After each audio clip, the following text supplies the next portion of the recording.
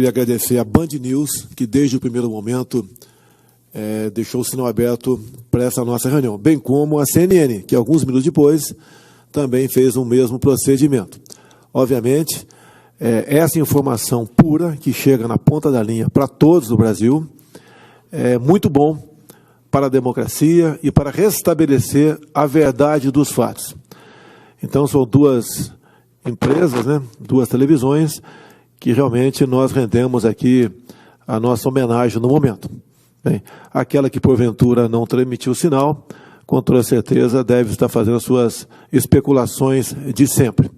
Hoje à tarde, ou melhor, daqui a pouco, o ministro Pazuello estará na Câmara, onde debaterá com parlamentares, estará à disposição para que quaisquer dúvidas do que surgiram nos últimos dias sobre o comportamento do governo, que continua com João 8,32, e conhecereis a verdade vos libertará, com uma marca do seu governo. Nós não temos medo da verdade.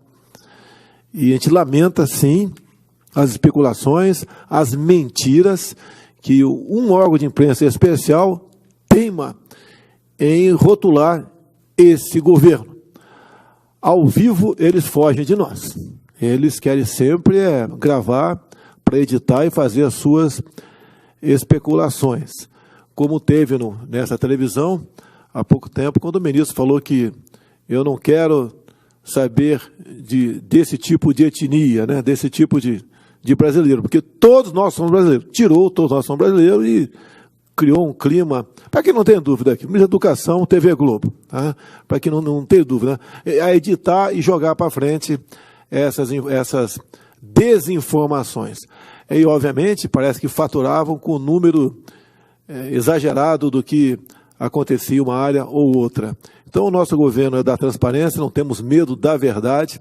Tenho orientado meus ministros, não determino, que participem de debates em televisões, preferencialmente ao vivo, porque gravando você já sabe nessa televisão o que vai acontecer com a sua devida participação.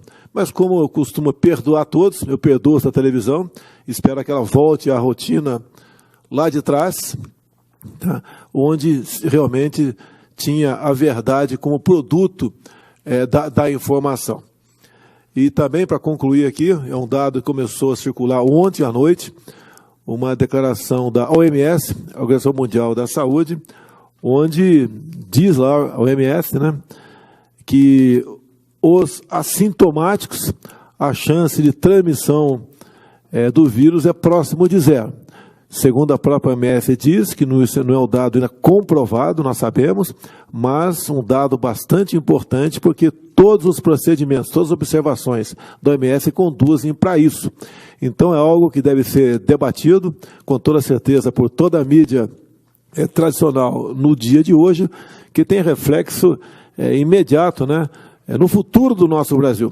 Desde lá atrás eu dizia que as medidas para combater o vírus, que tinham que ser tomadas, não poderiam fazer com que o efeito colateral produzisse um dano muito maior do que o próprio vírus. Então, isso, com toda certeza, nas mídias sociais já está sendo bastante debatido, não sei na mídia tradicional ainda, mas pode mudar rapidamente as medidas protetivas, as medidas de isolamento, de confinamento, de fechamento de comércio, determinados pelos governadores e prefeitos, e não pelo governo federal.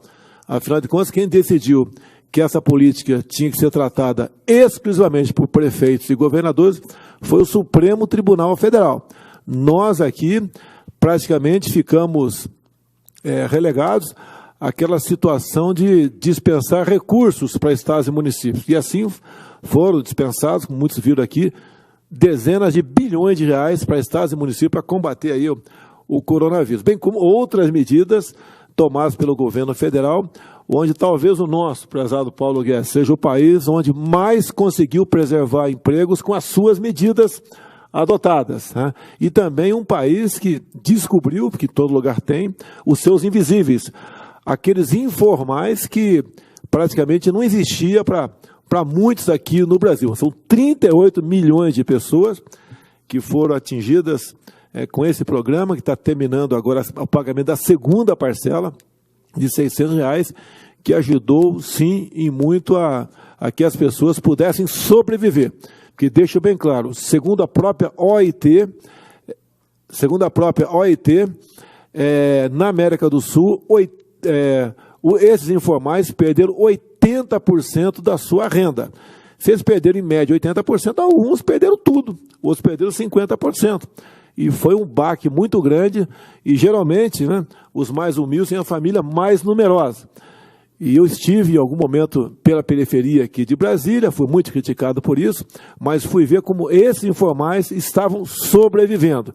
É de cortar o coração e encontrar uma dessas saídas minhas, né, muito criticada pela mídia, mas eu tinha que estar na ponta da linha, até colocando em risco naquele momento, né, a minha saúde, tendo em vista a minha idade, 65, está no grupo de risco. Mas como eu estava sobrevivendo, essa mulher especial, que vi lá com 9 dependentes, é de cortar o coração, repito, mas é uma experiência que acredito, né, que, tendo o devido cuidado, todo político deveria tê-la, porque não basta ficar em casa, né? Ficar em casa, uma minoria pode ficar em casa, uma geladeira cheia, com recursos, e outras formas de ser atendido em suas necessidades básicas, né, como internet, Netflix, etc., tudo bem. Agora, essas outras pessoas, que ultrapassam aqui a dezenas de milhões de pessoas, não estavam realmente conseguindo sobreviver. A fome já havia batido em sua porta. Então, essa medida adotada de ontem,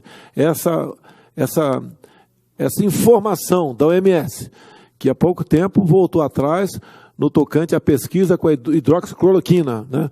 Voltou a dizer que poderiam continuar essas pesquisas, foi muito bem-vinda. E essa agora de que os assintomáticos não transmitem o vírus, ou a chance é quase zero de transmitir o vírus, vai mudar sim, com toda certeza, a orientação de governadores e prefeitos no tocante a confinamentos, a quarentenas, lockdown, entre outras medidas. Afinal de contas, o que mais nós queremos é, com segurança, voltarmos à nossa atividade econômica, porque economia é vida.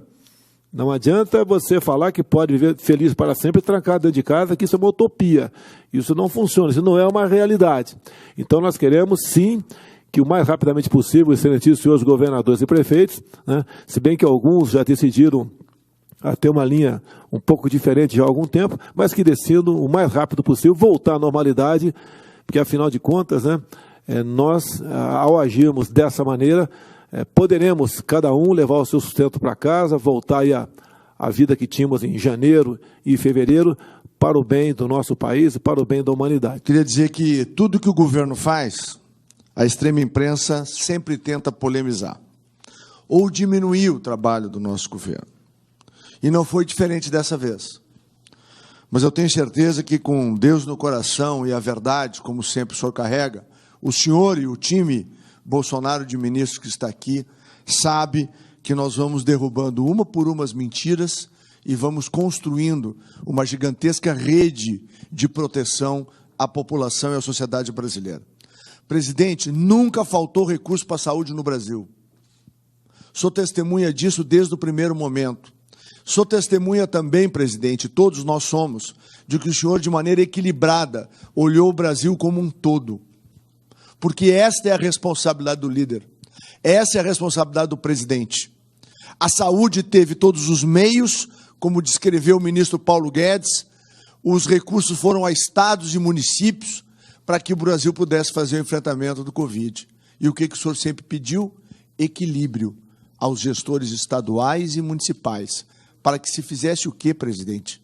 Para que a gente pudesse cuidar, sim, da saúde, enfrentar, sim, o coronavírus, mas a gente pudesse proteger o Brasil da miséria, do desemprego e da pobreza. E se alguém tem alguma dúvida, que pesquise as últimas 2 décadas na América Latina.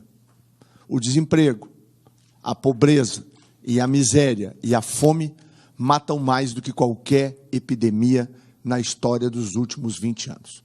Portanto, presidente, de maneira lenta e gradual, a verdade vai se estabelecendo. E de maneira lenta e gradual, o Brasil vai reconhecendo que a verdade, como sempre, se sobrepõe às mentiras e à desfaçatez de muitos que tentam criar no Brasil um clima de um país que não tem condições de enfrentar o Covid. E tenho certeza que os números que o ministro Pazuello, com critério, com equilíbrio e com bom senso, vai apresentar ao longo do dia de hoje, lá na Câmara Federal, vai colocar por terra todas as agressões que ele, o Ministério da Saúde, o nosso governo, sofreram nos últimos dias. Não há governo nos últimos 30 anos mais transparente do que esse, não há governo que foi mais correto e serviu à sociedade brasileira do que esse, e esse é o governo que pode, sim, de cabeça erguida, com Deus no coração, dizer: estamos há 17 meses sem um caso de corrupção e vamos ter todo o primeiro mandato sem nenhum caso de corrupção, porque esse é um governo que veio para fazer a diferença, presidente.